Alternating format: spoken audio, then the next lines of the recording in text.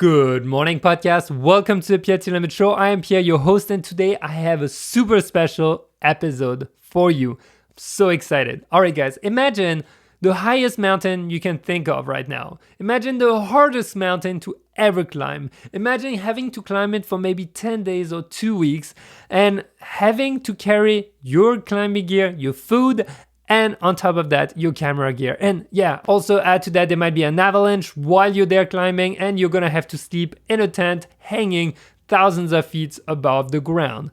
Now, how do you feel? I don't know about you, but just that thought makes me a little shiver. And on top of that, knowing that I would have to operate my camera and capture awesome stories while doing that just seems mind-blowing. Well, I have good news for you because today my guest is Renan Ozturk and he's achieved that. So it's gonna be an amazing episode.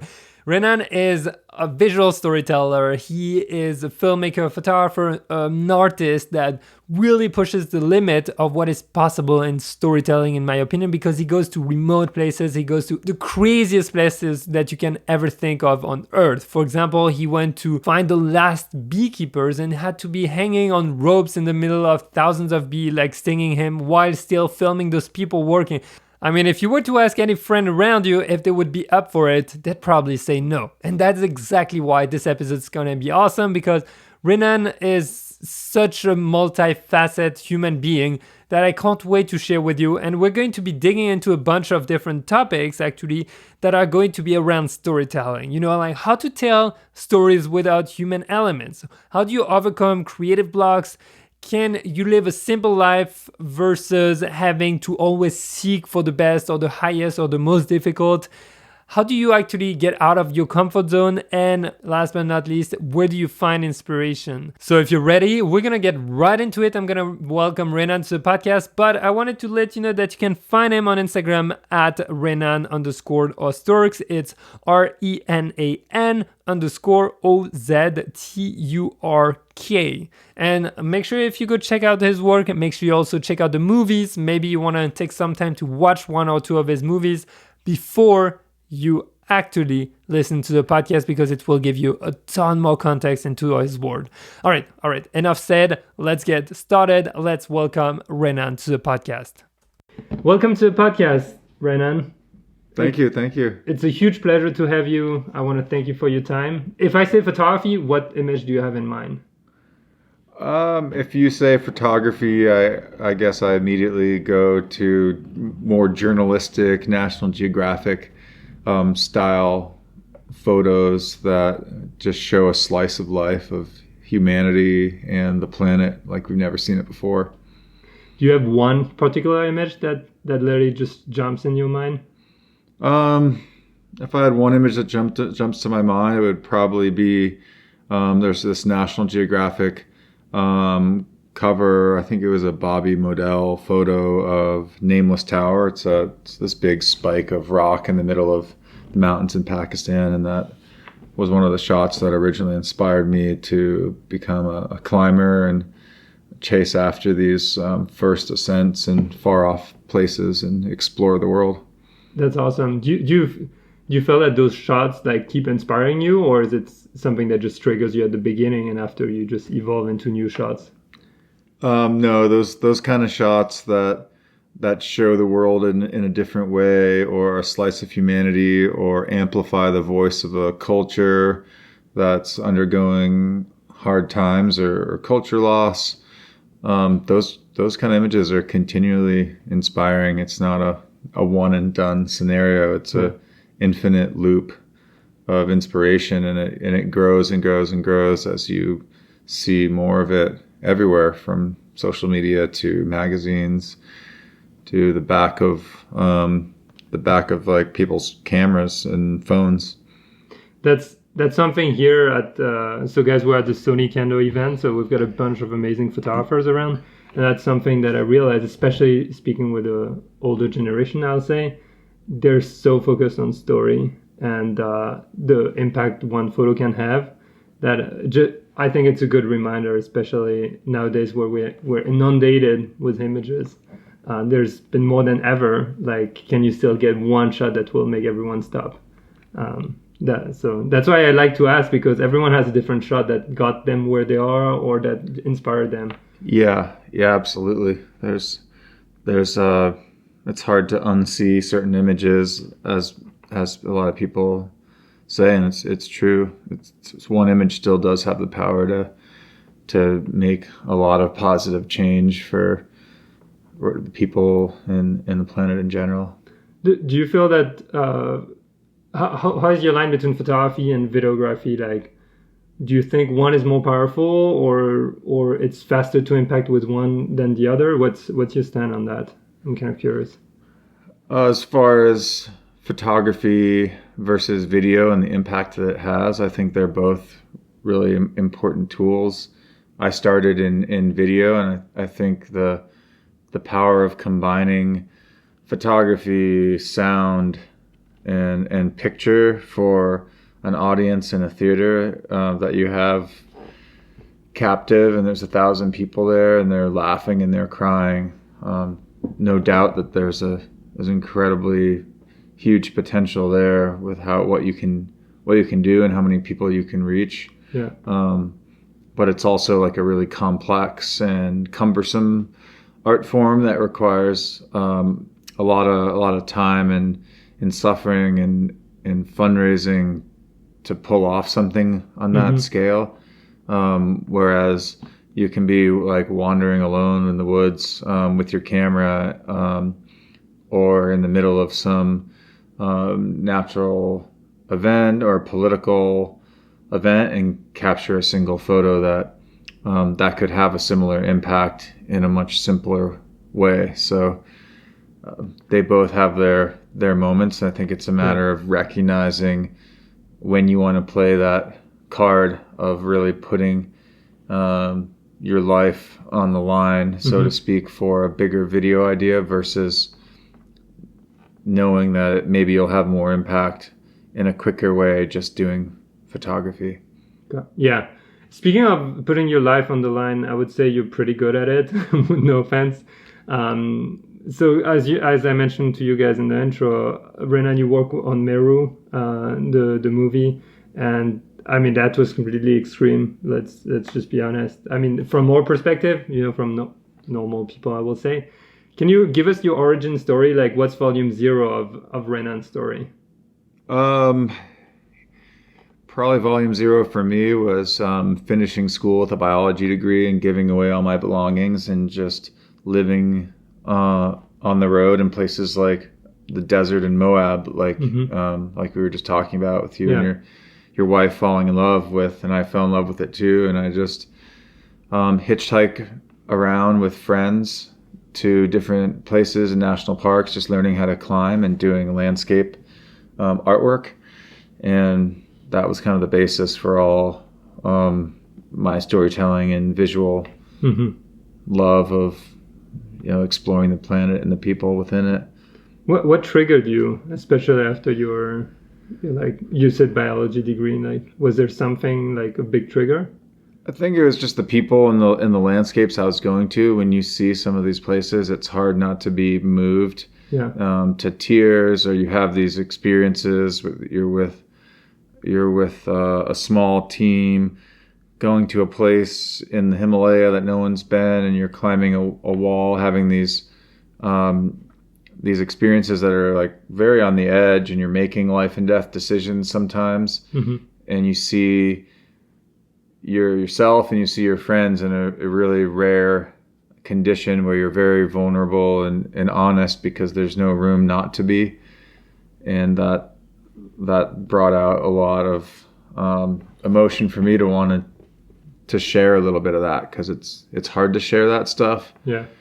And you can now, when you couldn't before, with the size of the cameras getting smaller. You can do it with your phone now. Now there's all the A7 cameras that are full frame and really small, that you can get up on some of these climbs and to some of these places.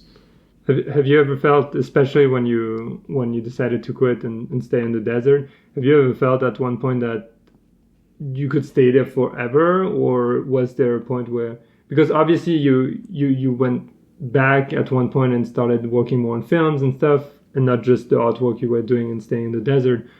I always wonder, like, if I would stay there forever, or if there is a point where what happened.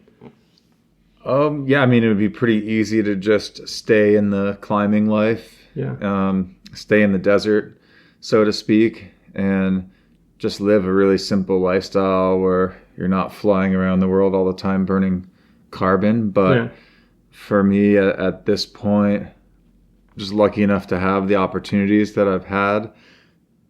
So I feel a responsibility to keep going and telling stories that have positive impact, whether it's environmentally or culturally.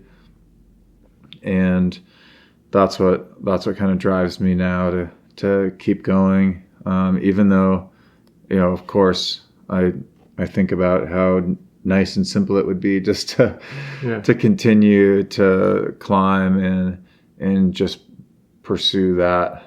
Did you get pulled out of the desert, or did you decided to do it? I didn't get pulled out of the desert. I think it was a slow process of, you make one film and then it goes to a film festival and then you see the power of that and you have an opportunity to do it again or go on a different expedition that has a equally as powerful story. Yeah. And then before you know it, you're doing all kinds of different work in different parts of the world and juggling different passion projects. And then when you're doing that, you need a little bit more of a base and an infrastructure to tell those stories rather than doing it out of a tent with solar power. Yeah. You need some real type of professionals to collaborate with and those kind of resources. That's why I find your story fascinating and the work you do nowadays. And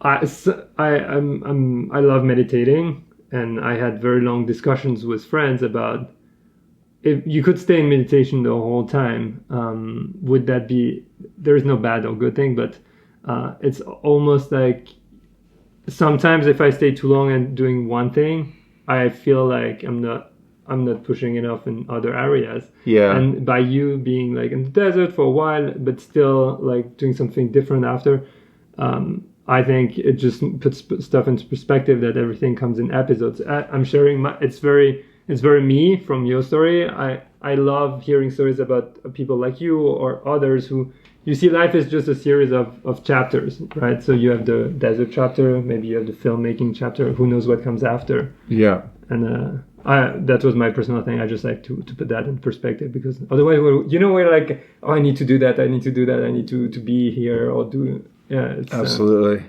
It's easy to get pigeonholed into a specific mold, especially this day and age, where you've got to go to school, then you've got to get your job, and then it's a mold. But you can this day and age, it's also easy to break the mold, but it just takes a little courage at a certain point in time to write a chapter in that wasn't scripted for you by either society that you live in, the country you live in, your family, other expectations that people put on you. Yeah.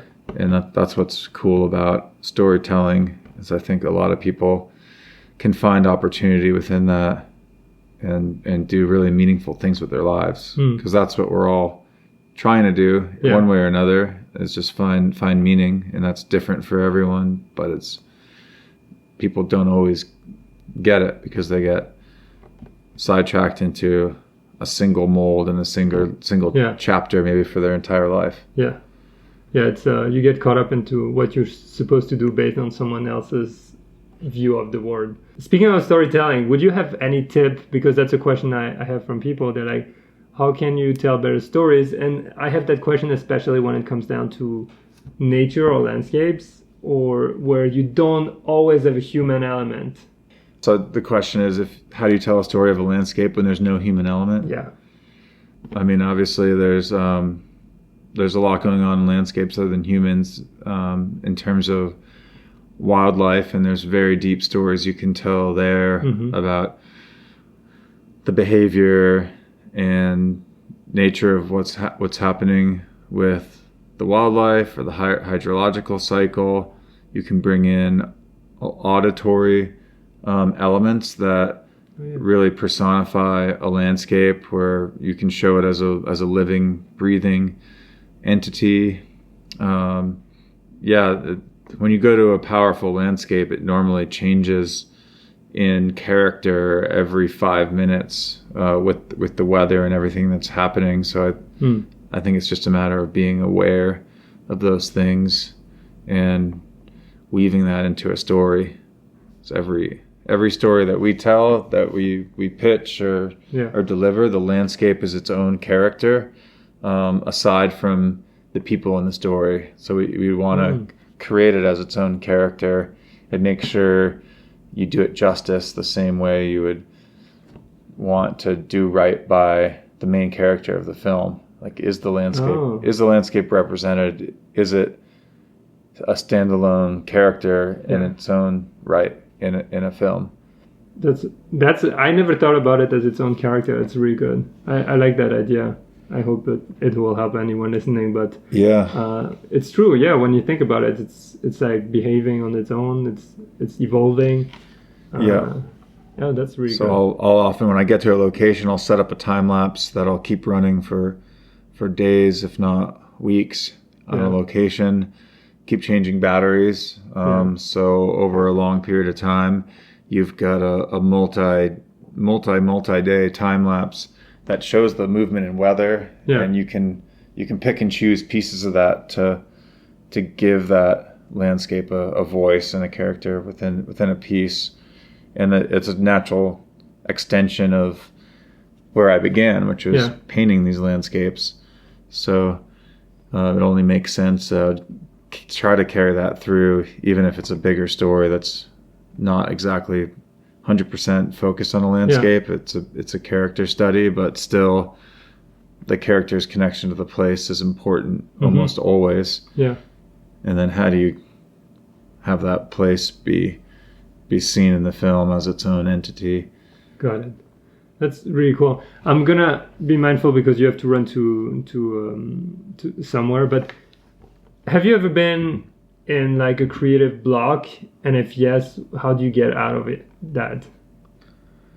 I mean, I'm in a creative block every day trying to write a silly Instagram caption in this day. That's what I was doing before talking to you. I didn't finish.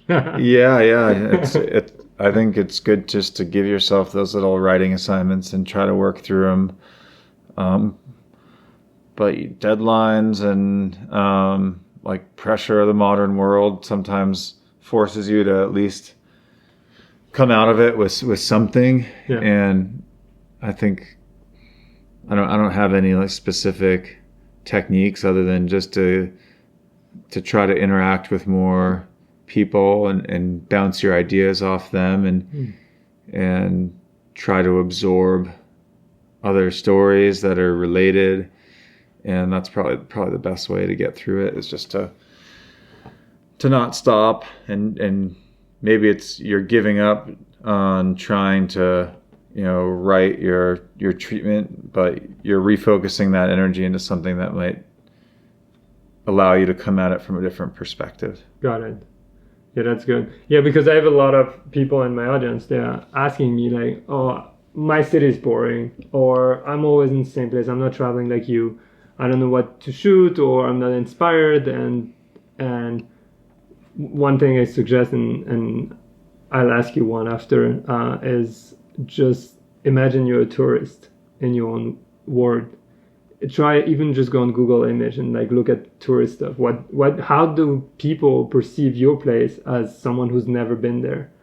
And usually that works. At least that works for me in Paris. When I lived there for a while, I was just getting bored. Everyone's like, wow, Paris is... Yeah, but when you live there, it just becomes normal. Yeah, exactly. Yeah, I tell the number one piece of advice I give people when they say, how do you find a powerful story? I tell them to look around you, and there's probably something that's really close to you that you have very deep access to. It's probably within your own family. Yeah. There's a story that you can tell in a deeper emotional way because you have that lifelong access to it that you don't even realize that's there. So don't always try to like figure out the craziest place you can go to where no one's ever been. Yeah. Take a look at your life and what your closest relationships are. Maybe there's a story that's right under your nose that's going to be more powerful that you can develop. That's true. Yeah. You don't have to go around the world. You have to go around the world just to come back to realize it was under your eyes. Yeah. A lot of times it's like that. Like, I can't believe I didn't see that, my brother's going through these hard times, and this is a really powerful story that anybody can relate to. Yeah. We just went to like a talk about empathy in filmmaking this morning. Same thing. The presenter gave a story about her mother and father dying from cancer. It was a very brave story to tell, but she told it in a really emotional, personal way, using the camera as a tool to help herself through that difficult experience. Yeah. And it just takes starting to recognize those stories, even if they're really hard emotionally for yourself. If a story feels hard and you feel a little uncomfortable when you're engaged in it, then normally it's probably something that has power and emotion. Got it. Rather than just doing stuff that's safe, like going to a far off place and a destination where you're just pressing the button for the sake of beauty and not a deeper story. That makes sense. We're gonna wrap up with that. Just one last question, and it's gonna be, what would be, if you had to summarize like your whole, let's call it career or life, was the biggest story in your head? What would it be? Either you made a film out of it or you didn't. Like, what was the one thing that impacts you the most nowadays?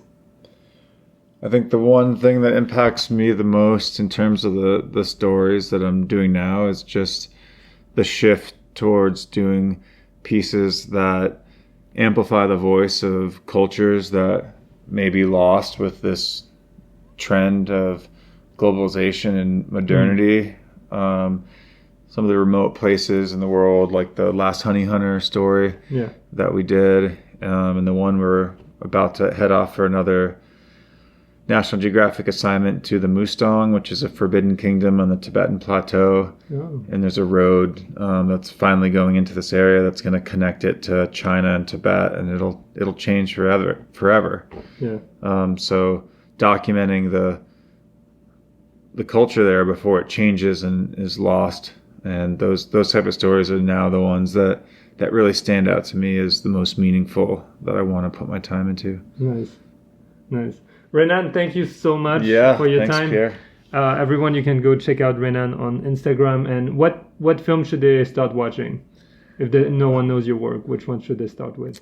You can watch like Meru for like a fun climbing movie. And then if you want to go a little deeper into like cultural stuff, check out the film Sherpa, which is a feature documentary about Everest from the Sherpa perspective. And then Mountain is another one that came out recently about the history of mountains and the relationship of people to mountains over time. Yeah. And there's a lot of short films you can just start Googling around. All right, guys, you can start with that one on a nice evening and enjoy it. Thank you so much, Renan. Yeah, thanks. Yeah. Thanks.